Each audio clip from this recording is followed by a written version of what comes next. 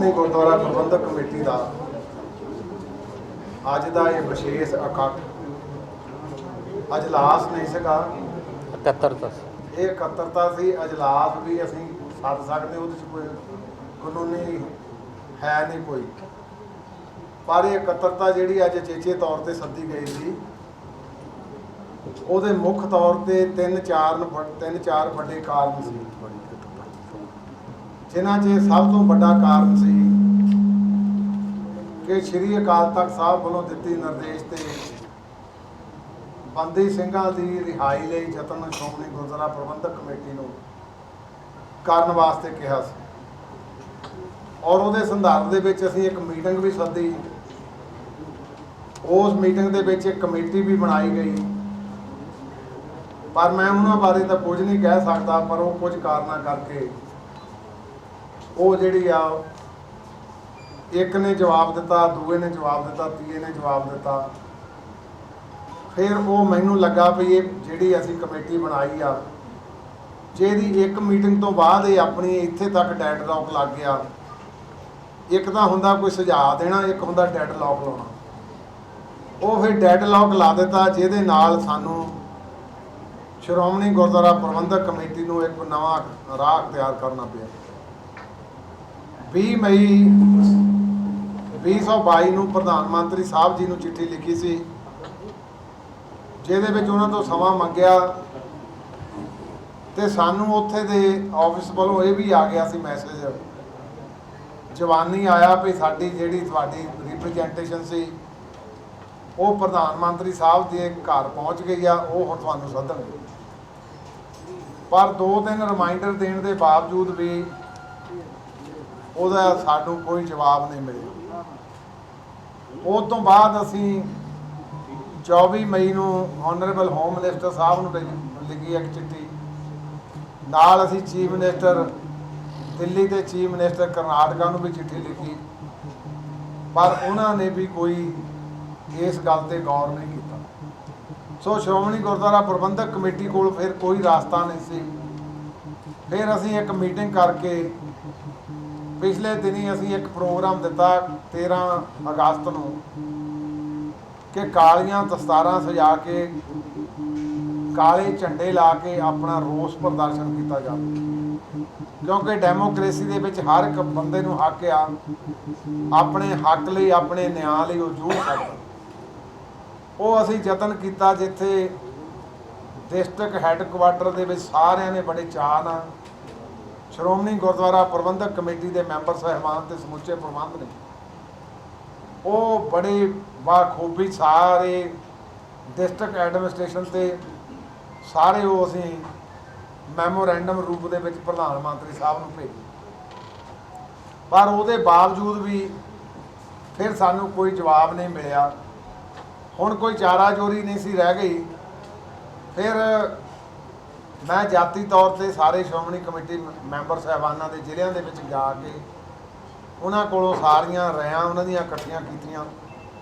ਫਿਰ ਅੱਜ ਦਾ ਇਹ ਵਿਸ਼ੇਸ਼ ਇਕੱਤਰਤਾ ਜਿਹੜੀ ਉਹ ਸਾਰੀ ਇਹ ਇੱਥੇ ਅੰਮ੍ਰਿਤਸਰ ਵਿਖੇ ਤੇਜਾ ਸਿੰਘ ਸਮੁੰਦਰੀ ਹਾਲ ਦੇ ਵਿੱਚ ਸੱਦੀ ਗਈ, ਜਿਹਦੇ ਵਿੱਚ ਮੈਂ ਕਹਿ ਸਕਦਾ ਸਾਰਿਆਂ ਬੁਲਾਰਿਆਂ ਨੇ, ਭਾਵੇਂ ਮਤਭੇਦ ਹੋਣ ਵਾਲੇ ਵੀ ਸਾਡੇ ਹੋਣ ਵਿੱਚ ਤੇ ਭਾਵੇਂ ਸਾਡੇ ਆਪਣੇ ਹੋਣ, ਸਾਰਿਆਂ ਨੇ ਇੱਕ ਵਚਨਬੱਧਤਾ ਤਾਂ ਦੁਹਰਾਈ ਆ ਭਈ ਇਹ ਬਹੁਤ ਵੱਡਾ ਅਹਿਮ ਕੌਮੀ ਮੁੱਦਾ ਸਿੱਖ ਪੰਥ ਦਾ, ਇਹਦੇ ਉੱਤੇ ਸਾਰਿਆਂ ਨੂੰ ਤਨਦੇਹੀ ਦੇ ਨਾਲ ਆਪਣਾ ਪਹਿਰਾ ਦੇਣਾ ਚਾਹੀਦਾ। ਔਰ ਉਹਦੇ ਤਹਿਤ ਅਸੀਂ ਕੱਲ੍ਹ ਜਿਹੜੀ ਚਿੱਠੀ, ਉਹਦੇ ਤੇ ਵੀ ਕੋਈ ਕਿੰਤੂ ਪਰੰਤੂ ਹੋਇਆ ਵੀ ਠਹਿਰ ਕੇ ਲਿਖਣੀ ਚਾਹੀਦੀ ਸੀ। ਉਹ ਕਿਉਂਕਿ ਆਨਰੇਬਲ ਮਿਨਿਸਟਰ ਸ਼ਕਾਵਤ ਜੀ ਉਹ ਇੱਕ ਪਿੱਛੇ ਪ੍ਰੈਸ ਕਾਨਫਰੰਸ ਕਰ ਗਏ ਕੱਲ੍ਹ ਪਰਸੋਂ, ਵੀ ਸਾਨੂੰ ਤਾਂ ਇਹ ਵੀ ਨਹੀਂ ਪਤਾ ਵੀ ਕਿਹਨਾਂ ਦੀ ਰਿਹਾਈ ਮੰਗਦੇ ਆ। ਉਹ ਫਿਰ ਜਿਹੜੇ 9 ਸਿੱਖ ਜਿਨ੍ਹਾਂ ਦੀ ਅਸੀਂ ਸ਼ੁਰੂ ਤੋਂ ਫਰੋਮ ਦਾ ਵੈਰੀ ਬਿਗਨਿੰਗ ਅਸੀਂ ਦੇ ਰਹੇ ਹਾਂ ਵੀ ਆਹ ਹੈਗੇ ਸਿੰਘ ਜਿਨ੍ਹਾਂ ਦੀ ਰਿਹਾਈ ਮੰਗਦੇ ਆ, ਜਿਨ੍ਹਾਂ ਦੇ ਵਿੱਚ 18 ਸਾਲ ਤੋਂ ਲੈ ਕੇ 33 ਸਾਲ ਦੀ ਕੈਦ ਕੱਟ ਚੁੱਕੇ ਉਹ ਸਾਡੇ ਵੀਰ ਆ। ਸੋ ਉਹਨਾਂ ਤੋਂ ਬਾਅਦ ਫਿਰ ਅੱਜ ਮੀਟਿੰਗ ਦੇ ਵਿੱਚ ਅਹਿਮ ਮਤੇ ਪਾਏ ਗਏ, ਕਿਉਂਕਿ ਡੈਮੋਕ੍ਰੇਸੀ ਦੇ ਵਿੱਚ ਉਹਨਾਂ ਕਦਰਾਂ ਕੀਮਤਾਂ ਦੇ ਤਹਿਤ ਹੀ ਅਸੀਂ ਵਿਚਰਨਾ ਚਾਹੁੰਦੇ ਹਾਂ। ਪਰ ਸਾਨੂੰ ਕਈ ਵਾਰੀ ਅਫਸੋਸ ਤੇ ਰੋਸ ਹੁੰਦਾ कि साडी तर्जमानी नूं किसी दूसरे पासे लिया जाता, क्योंकि अज भी असी इत्थे हाउस दे विच बैठ के सारियां विचारां कीतियां। उन्हां विचारां दे विच एक मैं कह सकदा साडे अफगानी सिखां दा बड़ा वड्डा मसला, वो बेचारे अज उत्थों मजबूर हो गए, गुरुद्वारा साहब ढह ढेरी किया, कारोबार तबाह हो गए। पर मैनूं अफसोस कि उन्हां दा सानूं तां ये कोई गल नहीं, क्योंकि कोई भी सिख जिले पेके घर आउंदा ते असीं उहदा वैलकम करदे हां।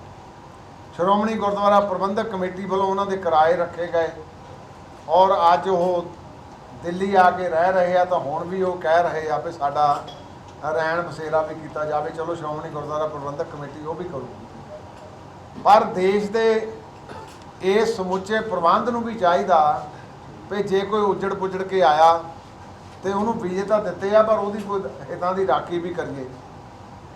सो असीं उहदे बारे भी विचार की, हुण एग्जैक्टिव दे विच करांगे सारी दे विच।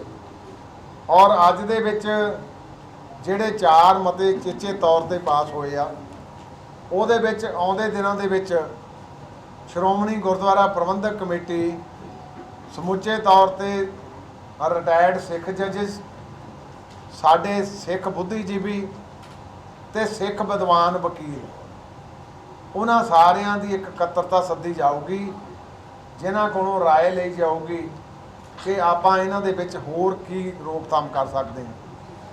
क्योंकि कोईआं दा ये भी विचार आया भी सानू कानूनी पक्ष भी ये जिहड़ा आ भोग कर लेना चाहिए, पर कई बारी कानूनी पक्ष दे विच पचीदा इदां दे मसले आ जांदे आ कि वो फिर मसला सारा लंक जांदा। सो अज दे असी ये भी आउंदे दिनां दे विच थोड़ियां दिनां दे विच एक मीटिंग सद्दांगे, उन्हां दी इत्थे बैठ के अंदर ही राय करांगे। वो जो राय देणगे ਉਹਦੇ ਤੇ भी ਜਿਹੜਾ वचनबद्धता श्रोमणी गुरुद्वारा प्रबंधक कमेटी ਦਾ ਰਹੂ। दूसरा एक 12 ਸੈਪਟੰਬਰ ਨੂੰ श्रोमणी गुरुद्वारा प्रबंधक कमेटी ਦੇ ਸਮੁੱਚੇ ਮੈਂਬਰ ਸਾਹਿਬਾਨ, ਸਮੁੱਚਾ ਪ੍ਰਬੰਧ ਤੇ ਪੰਥ ਦਰਦੀ ਸਾਰੇ ਪੰਜਾਬ ਦੇ ਲੋਕਾਂ ਨੂੰ ਬੇਨਤੀ ਕਰਦਾ ਕਿ श्रोमणी गुरुद्वारा प्रबंधक कमेटी ਤੁਹਾਡੀ ਚੁਣੀ ਹੋਈ ਸੰਸਥਾ, ਸਾਡੇ ਵਿੱਚ ਕੁਝ ਨੁਕਸ ਰਹਿ ਸਕਦੇ ਆ, पर सिख कौमी दर्द जिहड़ा वो आपां नूं अज महसूस करना चाहिए। श्रोमणी कमेटी को निज लिए नहीं लड़ रही, उन्हां महान योद्धियां लिए लड़ रही आ, जिन्हां महान योद्धियां ने केवल दा केवल गुरु दर्द नूं महसूस करते हुए कुछ कार्रवाइयां कीतीं ते उहदी सज़ा भी भुगत चुके आ। ते असीं कोई बेइंसाफी भी नहीं, इस दा इंसाफ मंगदे आ भी जे उन्हां दीयां सज़ा पूरीआं हो गईआं ते उन्हां नूं तुरंत रिहा कीता जाना चाहिए। 12 तरीक ਨੂੰ हर एक डिस्ट्रिक्ट हैडकुआटर से काले चोले पा के ये ਜਿਹੜੇ ਉੱਥੇ ਆਪਣੇ ਧਰਨੇ ਦਿੱਤੇ ਜਾਣਗੇ, क्योंकि मैमोरेंडम ਆਪਾਂ ਪਹਿਲਾਂ ਦੇ ਚੁੱਕੇ ਹਾਂ, ਹੁਣ ਉਹ ਧਰਨੇ ਦਿੱਤੇ ਜਾਣਗੇ। ਤੀਜਾ ਇੱਕ ਜਿਹੜਾ ਸਭ ਤੋਂ ਵੱਡਾ ਅਹਿਮ ਫੈਸਲਾ ਅੱਜ ਹੋਇਆ, ਉਹ ਹੋਇਆ ਵੀ ਇੱਕ ਦਸਤਕ ਦੀ ਮੁਹਿੰਮ ਜਨਤਕ ਲਹਿਰ ਦੇ ਤੌਰ ਤੇ ਸ਼ੁਰੂ ਕੀਤੀ ਜਾਊਗੀ, ਜਿਹਦੇ ਵਿੱਚ ਪਿੰਡ ਪਿੰਡ 'ਚ ਸ਼ਹਿਰ ਸ਼ਹਿਰ ਦੇ ਵਿੱਚ सारे इतिहासक स्थानों के उत्ते लोगों तो सहयोग मंगया जाऊगा दस्तखती मुहिम के रूप के विच। उहदा एक परफॉर्मा होगा, उहदे विच वो अपना सिर्फ नाम लिखूगा, पता लिखूगा तो अपना वो जिहड़ा मोबाइल नंबर लिखूगा। इस मुहिम नूं असीं चाहुंदे आ भी लोकां दीयां बरूहां तक लिजाइए, ये जिहड़े पंथ दर्दी आ वो इहदे विच शामिल होण। वो शामिल दे विच फिर ਅਸੀਂ टाइम एक निर्धारित करांगे भी किन्ने चिर चोक जिहड़ा सारा प्रोग्राम वो नेपड़े चाढ़िया जाऊगा। फिर असीं समुचे श्रोमणी गुरुद्वारा प्रबंधक कमेटी के मैंबर साहबान सारे इकट्ठे हो के पंजाब की बरूह के उत्ते बैठ के धरना देंगे तो गवर्नर साहब नूं फिर पंजाब के जिहड़े साडे गवर्नर आ उन्हां नूं जाके वो सारा मैमोरेंडम सपुर्द किया जाऊगा भी आ सिखां दा दर्द आ, इन्ने सिख अज इस दर्द लिए पुकार रहे आ, इन्हां बंदी सिंघां दी जिहड़ी आ वो रिहाई की जाए। सो दूसरा ये नाल एक अहम मुद्दा कि सिखां ने पंजाब दे विच जिहड़े कारज सरकारां ने करने वो कारज श्रोमणी गुरुद्वारा प्रबंधक कमेटी ने भी किए। बहुत सारे विधिक अदारे खोले, बहुत सारे डिग्री कॉलेज खोले, ਮੈਡੀਕਲ ਕਾਲਜ ਖੋਲ੍ਹੇ, ਯੂਨੀਵਰਸਿਟੀਆਂ ਖੋਲ੍ਹੀਆਂ। ਉਹਦੇ ਵਿੱਚ ਸਾਨੂੰ ਮਿਨੋਰਟੀ ਕਮਿਊਨਿਟੀ ਦਾ ਸਟੇਟਸ ਮਿਲਿਆ ਆ। ਅਸੀਂ 50% ਜਿਹੜੀਆਂ ਉਹ ਸੀਟਾਂ ਉਹਦੇ ਵਿੱਚੋਂ ਮਿਨੋਰਟੀ ਕਮਿਊਨਿਟੀ ਦੇ ਵਿੱਚੋਂ ਭਰਦੇ ਹਾਂ। ਆਮ ਵੱਖ-ਵੱਖ ਰਾਜਾਂ ਦੇ ਵਿੱਚ ਵੀ ਤੁਸੀਂ ਦੇਖਿਆ ਹੋਣਾ, ਜਿਹੜੇ ਉਹਨਾਂ ਦੇ ਕੌਮਾਂ ਨੇ ਕੋਈ ਸਕੂਲ ਕਾਲਜ ਬਣਾਏ ਆ, ਉੱਥੇ ਉਹਨਾਂ ਦੀ 50% ਜਿਹੜੀ ਆ ਮਿਨੋਰਟੀ ਕਮਿਊਨਿਟੀ ਦੇ ਤੌਰ ਦੇ ਉੱਤੇ ਰਾਖਵਾਂਕਰਨ ਹੁੰਦਾ। ਤੇ ਹੁਣ ਇੱਕ ਨਵੀਂ ਪਟੀਸ਼ਨ ਸੁਪਰੀਮ ਕੋਰਟ ਦੇ ਵਿੱਚ ਆਈ ਆ, ਜਿਹਦੇ ਵਿੱਚ ਉਹਨੇ ਕਿਹਾ ਵੀ ਸਟੇਟ ਵਾਈਜ਼ ਇਹ ਜਿਹੜਾ ਮਿਨੋਰਟੀ ਕਮਿਊਨਿਟੀ ਦਾ ਸਟੇਟਸ ਕਾਊਂਟ ਕੀਤਾ ਜਾਵੇ। ਤੇ ਜਿਹੜੀ ਸ਼੍ਰੋਮਣੀ ਗੁਰਦੁਆਰਾ ਪ੍ਰਬੰਧਕ ਕਮੇਟੀ ਆ, ਇਹ ਸਿੱਖਾਂ ਦੀ ਨੁਮਾਇੰਦਗੀ 4 ਸਟੇਟਾਂ 'ਚ ਕਰਦੀ ਆ। ਇੱਕ ਪੰਜਾਬ 'ਚ ਕਰਦੀ ਆ, ਹਰਿਆਣੇ 'ਚ ਕਰਦੀ ਆ, ਹਿਮਾਚਲ ਪ੍ਰਦੇਸ਼ 'ਚ ਕਰਦੀ ਆ, ਯੂਨੀਅਨ ਟੈਰੀਟਰੀ ਚੰਡੀਗੜ੍ਹ 'ਚ ਕਰਦੀ ਆ। ਇਹ ਇੱਕ ਸਟੇਟ ਬਾਡੀ ਨਹੀਂ, ਇਹ ਜਿਹੜੀ ਆ ਇਹ ਬਾਡੀ ਵੱਡੀ ਆ। ਇਹ 4 ਸਟੇਟਾਂ ਦੇ ਵਿੱਚ ਆਪਣੀ ਰਿਪਰੈਜ਼ੈਂਟੇਸ਼ਨ ਕਰਦੀ ਆ ਆਪਣੀ ਕਮਿਊਨਿਟੀ ਦੀ। ਸੋ ਉਹਦੇ ਵਿੱਚ ਵੀ ਕਿਉਂਕਿ ਕਈਆਂ ਨੇ ਇਸ ਗੱਲ 'ਤੇ ਵੀ ਖਾਸੇ ਜ਼ਾਹਰ ਕੀਤੇ ਵੀ ਸ਼੍ਰੋਮਣੀ ਕਮੇਟੀ ਸ਼ਾਇਦ ਇਹਨਾਂ ਕਾਰਜਾਂ ਤੋਂ ਪਿੱਛੇ ਹਟੀ। ਅਸੀਂ ਕੋਈ ਪਿੱਛੇ ਨਹੀਂ ਹਟੇ। ਆ 30/8 ਤਰੀਕ ਸੀ, ਅਸੀਂ ਵਧੀਆ ਵਕੀਲ ਕਰਕੇ ਉਹਨਾਂ ਨਾਲ ਟਰਨ ਅਪ ਵੀ ਕਰ ਲਿਆ, ਟੇਕ ਅਪ ਵੀ ਕਰ ਲਿਆ ਮਸਲਾ। ਉਹ ਮਸਲਾ ਟੇਕ ਅਪ ਕਰਕੇ, ਕਿਉਂਕਿ 2 ਕੇਸ 4 ਅੱਗੇ ਸਾਡੇ ਸੁਪਰੀਮ ਕੋਰਟ ਦੇ ਵਿੱਚ ਪੈਂਡਿੰਗ ਆ। ਉਹ ਕੇਸ ਕਿਸੇ ਵੇਲੇ ਕੋਈ ਬੱਚੇ ਸੀਗੇ, ਉਹ ਭਾਵੇਂ ਦੂਸਰੇ ਧਰਮ ਨਾਲ ਤਾਲੁਕਾਤ ਰੱਖਦੇ ਸੀ, ਉਹਨਾਂ ਨੇ ਹਾਈ ਕੋਰਟ ਦੇ ਵਿੱਚ ਰਿਟ ਪਾਈ, ਉਹ ਸਾਡੇ ਖਿਲਾਫ ਹੋ ਗਏ, ਕਿਉਂਕਿ ਪੰਜਾਬ ਸਰਕਾਰ ਨੇ ਇਹ ਸਾਨੂੰ ਮਿਨੋਰਟੀ ਕਮਿਊਨਿਟੀ ਦਾ ਸਟੇਟਸ ਦਿੱਤਾ ਸੀ। ਉਹ ਖਿਲਾਫ ਹੋਣ ਕਰਕੇ ਫਿਰ ਅਸੀਂ ਸੁਪਰੀਮ ਕੋਰਟ ਚਲ ਗਏ। ਉਹ 4-5 ਪਟੀਸ਼ਨਾਂ ਇਕੱਠੀਆਂ ਜਿਹੜੀਆਂ ਅੱਜ ਸੁਪਰੀਮ ਕੋਰਟ ਦੇ ਵਿੱਚ ਪੈਂਡਿੰਗ ਆ, ਤੇ ਅਸੀਂ ਇਹ ਵੀ ਯਤਨ ਕਰਾਂਗੇ ਵੀ ਉਹ ਵੀ ਆ ਜਿਹੜੀ ਮਿਨੋਰਟੀ ਕਮਿਊਨਿਟੀ ਵਾਲੀ ਇਹ ਵੀ ਨਾਲ ਰਲ ਕੇ ਇਹ ਸਾਰੀਆਂ ਇਕੱਠੀਆਂ ਹੋ ਜਾਣ। ਸੋ ਸੈਂਟਰ ਤੋਂ ਅਸੀਂ ਮੰਗ ਕੀਤੀ ਆ ਕਿ ਜੇ ਘੱਟ ਗਿਣਤੀਆਂ ਦੇ ਹਿੱਤ ਸੁਰੱਖਿਅਤ ਨਾ ਰਹੇ ਤੇ ਫਿਰ ਇੱਕ ਵੱਡਾ ਇਸ ਮੁਲਕ ਦੀ ਸੁਰੱਖਿਆ ਲਈ ਵੀ ਖਤਰਾ, ਕਿਉਂਕਿ ਲੱਖਾਂ ਨਹੀਂ, ਕਰੋੜਾਂ ਨਹੀਂ, ਅਰਬਾਂ ਰੁਪਈਏ ਆਪਾਂ ਲਾਏ ਆ। ਉਹ ਅਰਬਾਂ ਰੁਪਈਏ ਅਸੀਂ ਸਿੱਖ ਇੰਸਟੀਟਿਊਸ਼ਨ 'ਤੇ ਲਾਏ ਆ, ਤੇ ਸਾਡਾ ਹੱਕ ਵੀ ਬਣਦਾ ਕਿ ਉਹਨਾਂ ਦੇ ਵਿੱਚ ਅਸੀਂ ਮਿਨੋਰਟੀ ਸਟੇਟਸ ਦੇ ਵਿੱਚ ਉਹਨਾਂ ਬੱਚਿਆਂ ਨੂੰ ਐਡਮਿਸ਼ਨਾਂ ਵੀ ਦਈਏ। ਸੋ ਇਹਦੇ ਵਿੱਚ ਵੀ ਸੈਂਟਰਲ ਗੌਰਮੈਂਟ ਤੋਂ ਅਪੀਲ ਕੀਤੀ ਗਈ ਆ ਕਿ ਭਾਵੇਂ ਮਸਲਾ ਸੁਪਰੀਮ ਕੋਰਟ ਦੇ ਵਿੱਚ ਆ, ਪਰ ਉਹਦੀ ਪੈਰਵੀ ਜਿਹੜੀ ਘੱਟ ਗਿਣਤੀ ਜਿੰਨੇ ਵੀ ਸਾਰੇ, ਚਾਹੇ ਪੰਜਾਬ ਆ, ਚਾਹੇ ਉਹ ਬਿਹਾਰ ਆ, ਚਾਹੇ ਦੂਜੇ ਆਪਣੇ ਸਟੇਟਾਂ ਆ, ਉਹਨਾਂ ਦੀ ਸਾਰਿਆਂ ਦੀ ਜਿਹੜੀ ਘੱਟ ਗਿਣਤੀ ਆ, ਉਹਨਾਂ ਦੇ ਹਿੱਤ ਜਿਹੜੇ ਉਹ ਸਾਰੇ ਸੁਰੱਖਿਅਤ ਕੀਤੇ ਜਾਣ। ਸੋ ਉਹਦੇ ਲਈ ਕਾਨੂੰਨੀ ਪੱਖ ਵੀ ਅਸੀਂ ਸਾਰਾ ਉਹ 'ਤੇ ਵੀ ਵਿਚਾਰ ਕਰ ਰਹੇ ਹਾਂ। ਦੂਸਰਾ, ਇੱਕ ਅੱਜ ਦੇ ਇਸ ਇਕੱਤਰਤਾ ਨੇ ਇਹ ਵੀ ਮਹਿਸੂਸ ਕੀਤਾ ਕਿ ਸਿੱਖ ਹਮੇਸ਼ਾ ਹੀ ਚਾਹੇ 3 ਵਾਰੀ ਅਰਦਾਸ ਕਰੇ, 4 ਵਾਰੀ ਕਰੇ, 100 ਵਾਰੀ ਕਰੇ, ਇਹਦਾ ਜਿਲੇ ਸਮਾਪਤੀ ਹੁੰਦੀ ਨਾਨਕ ਨਾਮ ਚੜ੍ਹਦੀ ਕਲਾ, ਤੇਰੇ ਭਾਣੇ ਸਰਬੱਤ ਦੇ ਭਲੇ ਦੇ ਨਾਲ ਸਮਾਪਤੀ ਹੁੰਦੀ।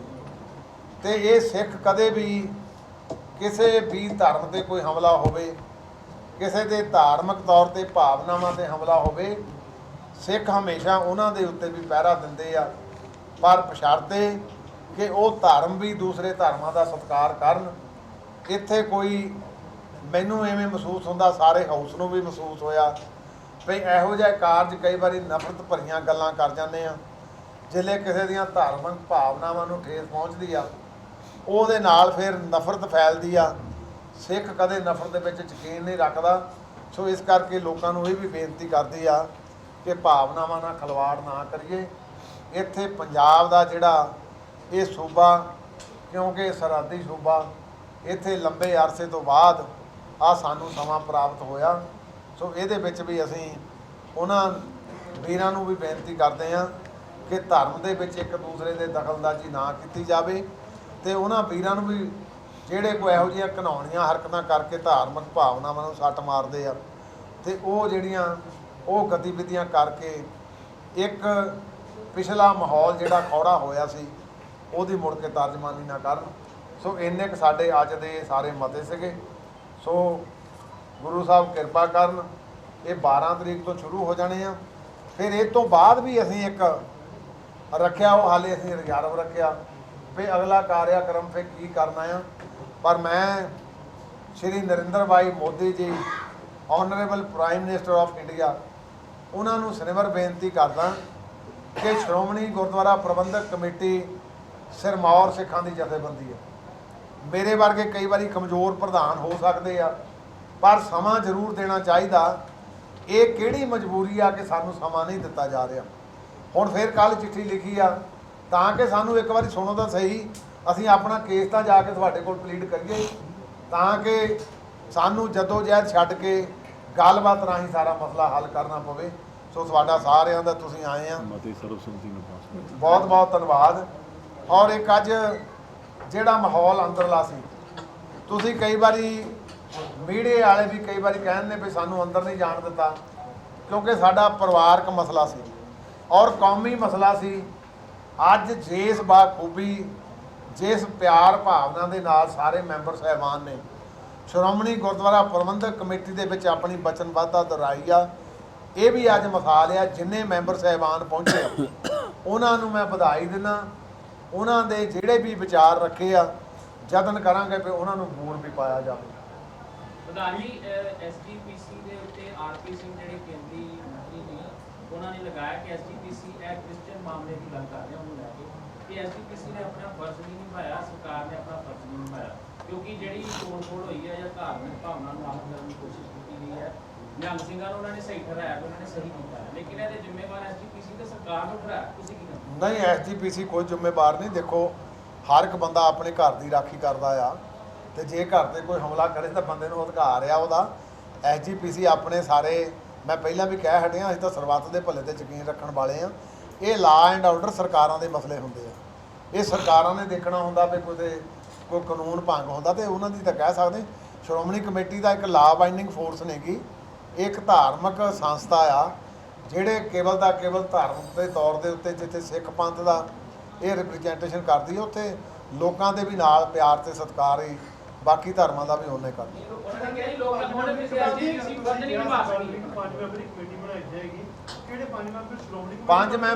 ਪੰਜ ਮੈਂਬਰੀ ਕਮੇਟੀ ਦੇਖੋ, ਇਹ ਡੈਲੀਗੇਟ ਕਰਾਂਗੇ ਅਸੀਂ। 5 ਮੈਂਬਰ ਕੋਈ ਵੀ ਹੋ ਸਕਦੇ, ਉਹਦੇ 'ਚ ਨਾਂ ਨਹੀਂ ਕੋਈ ਸਪੈਸੀਫਿਕ ਰੱਖੇ ਅਸੀਂ। ਨਹੀਂ, ਇਹ ਪਿਓਰ ਸ਼੍ਰੋਮਣੀ ਕਮੇਟੀ ਦੀ ਆਪਣੇ 5 ਮੈਂਬਰ ਆਪਣੇ ਮੈਂਬਰ। ਇਹਦੇ ਵਿੱਚ ਕੋਈ ਹੋਰ ਕਿਸੇ ਜਥੇਬੰਦੀ ਨਾਲ ਨਹੀਂ, ਇਹ ਕੇਵਲ ਦਾ ਕੇਵਲ ਸ਼੍ਰੋਮਣੀ ਗੁਰਦੁਆਰਾ ਪ੍ਰਬੰਧਕ ਕਮੇਟੀ ਦਾ ਇਕੱਲਾ ਡੈਲੀਗੇਟ ਉਹ ਹੀ ਮੈਂਬਰ ਸਾਹਿਬਾਨ। ਕੇਂਦਰੀ ਮੰਤਰੀ ਸ਼ੇਖਾਵਤ ਨੇ ਕਿਹਾ ਕਿ ਸਾਨੂੰ ਸ਼੍ਰੋਮਣੀ ਕਮੇਟੀ ਵੱਲੋਂ ਕੋਈ ਲਿਸਟ ਨਹੀਂ ਸੌਂਪੀ ਗਈ। ਦੇਖੋ, ਇਹ ਮੈਂ ਕਹਿ ਸਕਦਾ ਇੱਕ ਬਦਕਿਸਮਤੀ ਆ, ਐਵੇਂ ਇੱਕ ਕਹਿ ਲਈਏ ਮਖੌਲ ਕਰਨ ਵਾਲੀ ਗੱਲ ਆ। ਅਸੀਂ ਪਹਿਲੇ ਦਿਨ ਤੋਂ ਜ਼ਿਆਦਾ ਬੰਦੀ ਸਿੰਘਾਂ ਦਾ ਮਤਾ ਚੱਕਿਆ। ਉਸ ਦਿਨ ਅਸੀਂ 22 ਬੰਦਿਆਂ ਦੀ ਲਿਸਟ ਇਹਨਾਂ ਨੂੰ ਰਿਲੀਜ਼ ਕੀਤੀ ਸੀ, ਜਿਹਦੇ ਵਿੱਚ 9 ਸੀਗੇ 18 ਸਾਲ ਤੋਂ ਲੈ ਕੇ 30 ਸਾਲ ਦੇ, ਬਾਕੀ ਉਹਨਾਂ 'ਚ ਕੋਈ 9 ਸਾਲ ਦਾ ਸੀ, ਕੋਈ 13 ਸਾਲ ਦਾ ਸੀਗਾ। ਤੇ ਮੈਂ ਸਮਝਦਾ ਜੇ ਦੇਸ਼ ਦਾ ਇੱਕ ਆਨਰੇਬਲ ਮਿਨਿਸਟਰ ਉਹਦੇ ਕੋਲ ਉਹਦੇ ਮੂੰਹ ਤੋਂ ਇਹ ਗੱਲ ਚੰਗੀ ਨਹੀਂ ਲੱਗਦੀ, ਪਰ ਜੇ ਨਹੀਂ ਵੀ ਉਹਨਾਂ ਨੂੰ ਭਾਵਨਾ, ਕੱਲ੍ਹ ਅਸੀਂ ਜਾਰੀ ਵੀ ਕਰ ਦਿੱਤੀ ਆ 9 ਮੈਂਬਰਾਂ ਦੀ ਜਿਹੜੀ ਪ੍ਰਧਾਨ ਮੰਤਰੀ ਸਾਹਿਬ ਨੂੰ ਚਿੱਠੀ ਲਿਖੀ ਹੈ, ਉਹਨਾਂ ਨੂੰ ਵੀ ਚਿੱਠੀ ਭੇਜੀ ਆ ਉਹ ਵੀ ਤਾਂ ਕਿ ਤੁਹਾਡੇ ਜੇ ਕਿਤੇ ਨਹੀਂ ਹੈਗੀ ਨੌਲੇਜ ਦੇ ਵਿੱਚ, ਤੁਹਾਡੇ ਨੌਲੇਜ ਵਿੱਚ ਆ ਜਾਏ। ਕੱਲ੍ਹ ਉਹਨਾਂ ਨੂੰ ਵੀ ਅਸੀਂ ਚਿੱਠੀ ਭੇਜੀ। ਉਹਨਾਂ ਦੇ ਬਿਆਨ ਨੂੰ ਕਿਸ ਤਰ੍ਹਾਂ ਦੇਖਦੇ ਹੋ, ਕਿਸ ਭਾਵਨਾ ਨਾਲ ਗੱਲ ਕਰੀ? ਦੇਖੋ, ਸਿੱਖ ਜਿਹੜੇ ਆ ਹਮੇਸ਼ਾ ਹੀ ਇਸ ਮੁਲਕ ਲਈ ਆਜ਼ਾਦੀ ਤੋਂ ਪਹਿਲਾਂ ਤੇ ਅੱਜ ਤੱਕ, ਅੱਜ ਵੀ ਜੇ ਜੰਮੂ ਕਸ਼ਮੀਰ ਜਾਂ ਚਾਈਨਾ ਤੋਂ ਕੋਈ ਲਾਸ਼ਾਂ ਆਉਂਦੀਆਂ ਤਾਂ ਉਹਦੇ ਵਿੱਚ ਮੈਕਸਿਮਮ ਪੰਜਾਬੀ ਦੇ ਸਿੱਖ ਹੁੰਦੇ ਆ। ਤੇ ਅਸੀਂ ਤਾਂ ਇਹਨਾਂ ਕੋਲੋਂ ਇਹ ਮੰਗ ਰੱਖਦੇ ਹਾਂ ਵੀ ਸਾਡੇ ਨਾਲ ਵੀ ਖਿਲਵਾੜ ਨਾ ਕੀਤਾ ਜਾਵੇ। ਇੰਨੀ ਲੇਅਰ ਲਈ ਇੱਕ ਜ਼ਿੰਮੇਵਾਰ ਬੰਦਾ ਸਟੇਟਮੈਂਟ ਦਿੰਦਾ ਸੋਹਦਾ ਨਹੀਂ ਲੱਗਦਾ। ਸ਼੍ਰੋਮਣੀ ਗੁਰਦੁਆਰਾ ਪ੍ਰਬੰਧਕ ਕਮੇਟੀ ਆਪਣਾ ਹੱਕ ਮੰਗ ਰਹੀ, ਆਪਣਾ ਇਨਸਾਫ ਮੰਗ ਰਹੀ ਆ। ਅੱਜ ਬੜੇ ਭਰੇ ਪੀਤੇ ਮਨ ਨਾਲ ਕਹਿ ਰਿਹਾ ਮੈਂ ਕਿ ਗੁਜਰਾਤ ਦੇ ਵਿੱਚ ਉਹ ਦਰਿੰਦੇ ਜਿਹੜੇ ਜਿਨ੍ਹਾਂ 'ਤੇ ਚਾਰਜ ਲੱਗੇ ਰੇਪ ਦੇ, ਮਰਡਰ ਦੇ, ਔਰ ਮਰਡਰ ਵੀ ਇੱਕ ਬੱਚਾ ਮਾਲੋ ਜਿਹਨੂੰ ਮਾਂ ਦੇ ਗਰਭ ਵਿੱਚ ਹੋਵੇ ਤੇ ਉਹਨਾਂ ਨੂੰ ਮਾਰਿਆ ਜਾਵੇ, ਟੱਬਰਾਂ ਦੇ ਜੀ ਖਤਮ ਕਰਤੇ ਜਾਣ। ਤੇ ਉਹਨਾਂ ਨੂੰ ਕੀ ਕਹਿ ਰਹੇ ਆ, ਇੱਕ ਮਿਸਟਰ ਉਹਨਾਂ ਦਾ, ਮੈਂ ਉਹ ਐਮਐਲਏ ਦਾ ਮੈਨੂੰ ਨਾਮ ਵਿਸਰ ਗਿਆ ਮਿਸਟਰ, ਉਹ ਉਹਨੂੰ ਕਹਿ ਰਿਹਾ ਵੀ they are having good character because they are Brahmins. ਤੇ ਮੈਂ ਪੁੱਛਦਾ ਵੀ ਇਹ ਕੋਈ ਸਰਟੀਫਿਕੇਟ ਆ, ਇਹਦਾ ਮਤਲਬ ਇਹਨਾਂ ਨੂੰ ਕੋਈ ਲਾਇਸੈਂਸ ਮਿਲ ਗਿਆ? ਤੇ ਫਿਰ ਉਹਨਾਂ ਦੇ ਹਾਰ ਪਾ ਕੇ ਸਵਾਗਤ ਕੀਤਾ ਜਾ ਰਿਹਾ। ਤੇ ਜੇ ਇਸ ਮੁਲਕ ਦੇ ਵਿੱਚ ਵੀ ਰੇਪਿਸਟ ਤੇ ਮਰਡਰਰਸ ਤੇ ਉਹਨਾਂ ਨੂੰ ਆਪਾਂ ਇਹ ਕੰਮ ਕਰਕੇ ਕਰਾਂਗੇ ਤੇ ਫਿਰ ਤਾਂ ਮੈਂ ਸਮਝਦਾ ਵੀ ਬੜੀ ਮਾੜੀ ਗੱਲ ਆ। ਸਾਡੀ ਜਿਹੜੇ 11 ਮੈਂਬਰੀ ਉਸ ਤੱਕ ਦੀ ਕਮੇਟੀ ਸੀ ਹੁਣ ਭੰਗ ਸਮਝੀ ਜਾਏਗੀ। ਨਹੀਂ, ਉਹ ਐਗਜ਼ਿਸਟ ਕਰਦੀ ਆ, ਪਰ ਹੁਣ ਜਿਹੜੇ ਛੱਡ ਕੇ ਚਲ ਗਏ ਆ ਉਹਨਾਂ ਨੂੰ ਹੁਣ ਕੀ ਕਹਿ ਸਕਦੇ। ਬਾਕੀ ਤਾਂ ਮੈਂਬਰ ਸਾਡੇ ਨਾਲ ਹੀ ਆ ਸਾਰੇ, ਜਿਹੜੇ ਛੱਡ ਕੇ ਚਲ ਗਏ ਉਹਨਾਂ ਨੂੰ ਹੁਣ ਆਪਾਂ ਕੀ- ਚਲੋ ਇਹ ਤੁਸੀਂ ਮੇਰੇ ਤੋਂ ਬਿਹਤਰ ਜਾਣਦੇ ਆ। ਪ੍ਰਧਾਨ ਜੀ ਜਿਹੜੇ ਧਰਨੇ ਲੱਗ ਰਹੇ ਨੇ ਸ਼੍ਰੋਮਣੀ ਕਮੇਟੀ ਦੇ ਇਕੱਲੇ ਹੋਣਗੇ, ਉਹ 'ਚ ਮੁਲਾਜ਼ਮ ਜਾਂ ਕਰਮਚਾਰੀ ਜਾਂ ਕੋਈ ਵੀ ਪੰਥ ਜਿਹੜੇ ਸਿੱਖ ਕੋਈ ਪੰਥ ਦਰਦੀ ਤੁਸੀਂ ਵੀ ਹੋ ਸਕਦੇ ਆ, ਤੁਸੀਂ ਵੀ ਸਿੱਖ ਆ, ਤੁਹਾਨੂੰ ਵੀ ਇਸ ਦਾ ਸੱਦਾ ਦਿਆਂਗੇ ਵੀ ਤੁਸੀਂ ਵੀ ਆਓ। ਹਰ ਇੱਕ ਪੰਥ ਦਰਦੀ ਉਹਦੇ ਵਿੱਚ ਸ਼ਾਮਲ ਹੋਵੇ। ਦੇਖੋ ਮੇਰੀ ਬੇਨਤੀ ਸੁਣੋ, ਇਹਨੂੰ ਮਾਨਸਿਕ ਤੌਰ ਤੇ ਇਦਾਂ ਵੀ ਦੇਖੀਏ। ਤੁਸੀਂ ਸ਼ਾਇਦ 84 'ਚ ਸ਼ਾਇਦ ਛੋਟੀ ਉਮਰ ਹੋਊਗੀ, ਜਿਹੜੇ 84 'ਚ ਮੈਂ ਸਮਝਦਾ ਸਾਡੀ ਵਾਲੀ ਉਮਰ ਦੇ ਆ, ਉਹਨਾਂ ਨੇ ਇਹ ਸਾਰਾ ਜ਼ਿਲ੍ਹੇ ਦੇਖਿਆ। ਉਸ ਵੇਲੇ ਕਿਸੇ ਬੰਦੇ ਨੂੰ ਸਭ ਤੋਂ ਵੱਡੀ ਆਪਾਂ ਕਹਿੰਦੇ ਧਰਮ ਦੀ ਸਹੁੰ ਖਾ, ਤੇ ਜਿਹੜੇ ਧਰਮ ਹੀ ਢਹਿ ਢੇਰੀ ਹੋ ਜਾਏ ਫਿਰ ਜਜ਼ਬਾਤ ਨਹੀਂ ਰੁਕਦੇ, ਤੇ ਜੇ ਜਜ਼ਬਾਤ ਨਹੀਂ ਰੁਕੇ ਤੇ ਸਜ਼ਾ ਵੀ ਪੂਰੀਆਂ ਹੋ ਗਈਆਂ, ਤੇ ਜੇ ਸਜ਼ਾ ਪੂਰੀ ਹੋ ਕੇ ਫਿਰ ਤਾਂ ਉਹਦਾ ਵਿਚਾਰ ਦਾ ਹੱਕ ਬਣਦਾ ਆਉਣ ਦਾ। ਸੋ ਇਸ ਕਰਕੇ ਬੜੀਆਂ ਭਾਵਨਾਵਾਂ ਭੜਕਾਈਆਂ 84 ਦੇ ਵਿੱਚ। ਐਸੇ ਧਰਤੀ ਦੇ ਉੱਤੇ ਬੰਦਾ ਜਿਹੜੇ ਆਉਂਦਾ ਸੀ ਲਹੂ ਦੇ ਅੰਜੂ ਡਿੱਗਦੇ ਸੀ। ਪ੍ਰਧਾਨ ਜੀ ਜਿਹੜੀ ਆਪਾਂ ਕਮੇਟੀ ਉਹ ਜੱਜਾਂ ਦੀ ਜਾਂ ਰਾਏ ਲੈਣੀ ਹੈ ਜਿਹੜੀ ਵਕੀਲਾਂ ਦੀ ਉਹ ਡੀਜੀਪੀਆਂ ਦੀ, ਜੇ ਉਹਨਾਂ ਨੇ ਕਹਿੰਦਾ ਧਰਨੇ ਲਾਉਣ ਦਾ ਕੋਲੇ ਪਾ ਕੇ ਪ੍ਰੋਟੈਸਟ ਕਰਨ ਦਾ ਦਰਸ਼ਕ ਮੁਹਿੰਮ ਅਸੀਂ ਉਹਨਾਂ ਕੋਲੋਂ ਰਾਇ ਲੈਣੀ ਆ। ਬਾਕੀ ਰਾਇ ਤੋਂ ਬਾਅਦ ਅਸੀਂ ਉਹਨਾਂ ਦਾ ਇਹ ਨਹੀਂ ਵੀ ਉਹ ਜਿਹੜਾ ਉਹ ਕਹਿਣ ਉਹ ਆਪਾਂ ਲਾਗੂ ਕਰ ਦਿਆਂਗੇ। ਰਾਇ ਤਾਂ ਤੁਸੀਂ ਵੀ ਮੈਨੂੰ ਦੇ ਦਿਓ, ਕਾਨੂੰਨੀ ਨੁਕਤੇ ਦੀ ਰਾਇ ਲੈਣੀ। ਅਮਰਤਵਾਲ ਬੈਠਾ, ਤੁਸੀਂ ਵੀ ਰਾਇ ਦਿਓ ਤਾਂ ਤੁਹਾਡੀ ਵੀ ਮੰਨ ਲਊਗਾ। ਜੇਲ੍ਹ ਪਰ ਉਹ ਦੋਨੋਂ ਚੱਲਦੇ ਹੁੰਦੇ ਸੀ ਕਿ ਇੱਕ ਬੰਦੀ ਸਿੰਘਾਂ ਨੂੰ ਰਿਹਾਈ ਦੇਣੀ। ਇਹਦੇ ਬਾਰੇ ਹਾਲੇ ਮੈਂ ਕਿਉਂਕਿ ਸਾਡਾ ਜੋ ਅੱਜ ਫੈਸਲਾ ਹੋਇਆ ਤੁਹਾਨੂੰ ਸੁਣਾਤਾ। ਅਗਲੇ ਫੈਸਲੇ ਮੈਂ ਅਗਾਊ ਨੇ ਕੋਈ ਵੀ ਆਪਣੇ ਮੂੰਹੋਂ ਕਹਿਣੇ, ਇਦਾਂ ਹੀ ਬੈਠ ਕੇ ਵਿਚਾਰ ਕਰਕੇ ਸਾਰੇ ਉਹਨਾਂ ਦੇ ਅਗਲੇ ਸੰਘਰਸ਼ ਲਈ ਵਾਹਿਗੁਰੂ ਜੀ ਕਾ ਖਾਲਸਾ। ਬਾਬਾ ਯਾਮੀਨ ਬੰਗਾਲੀ 골ਡ ਮੈਡਲਿਸਟ ਤੁਹਾਡੇ ਸ਼ਹਿਰ 'ਚ ਪਹਿਲੀ ਵਾਰ ਅਦਭੁਤ ਸ਼ਕਤੀ ਚਮਤਕਾਰ ਵੇਖੋ। ਦੇਸ਼ ਵਿਦੇਸ਼ 'ਚ ਬੈਠੇ ਸਾਨੂੰ WhatsApp ਤੇ ਵੀ ਕਾਲ ਕਰ ਸਕਦੇ ਨੇ। ਘਰ ਬੈਠੇ 11 ਮਿੰਟਾਂ 'ਚ 101% ਦੀ ਗਾਰੰਟੀ ਨਾਲ ਸਮਾਧਾਨ। ਵਸ਼ੀਕਰਨ ਅਤੇ ਮੁਠਕਰਨੀ ਦੇ ਮਾਹਿਰ ਸਭ ਤੋਂ ਪਹਿਲਾਂ ਕੰਮ ਕਰਨ ਦਾ ਵਾਅਦਾ। ਨੌਕਰੀ, ਪ੍ਰਮੋਸ਼ਨ, ਕਾਰੋਬਾਰ 'ਚ ਪਰੇਸ਼ਾਨੀ, ਘਰ 'ਚ ਝਗੜਾ, ਬਰਕਤ, ਔਲਾਦ ਕਿਹੜੇ ਤੋਂ ਬਾਹਰ ਹੋਣਾ, ਕੋਰਟ ਕੇਸ, ਤਲਾਕ, ਪ੍ਰਾਪਰਟੀ ਡਿਸਪਿਊਟ, ਗੁਪਤ ਰੋਗ, ਪੁਰਾਣਾ ਦਰਦ, ਪਤੀ ਪਤਨੀ ਚੰਬਨ, ਜਾਦੂ ਟੋਣਾ, ਮਨਮੋਹਣੀ ਵਸ਼ੀਕਰਨ ਕਰਵਾਉਣਾ ਜਾਂ ਤੁੜਵਾਉਣਾ, ਸੌਤਨ ਦੁਸ਼ਮਣ ਤੋਂ ਛੁਟਕਾਰਾ ਸਦਾ ਲਈ, ਰੁੱਸੇ ਨੂੰ ਮਨਾਉਣਾ, ਪਿਆਰ ਮੁਹੱਬਤ। ਬਾਬਾ ਯਾਮੀਨ ਬੰਗਾਲੀ 9643503221।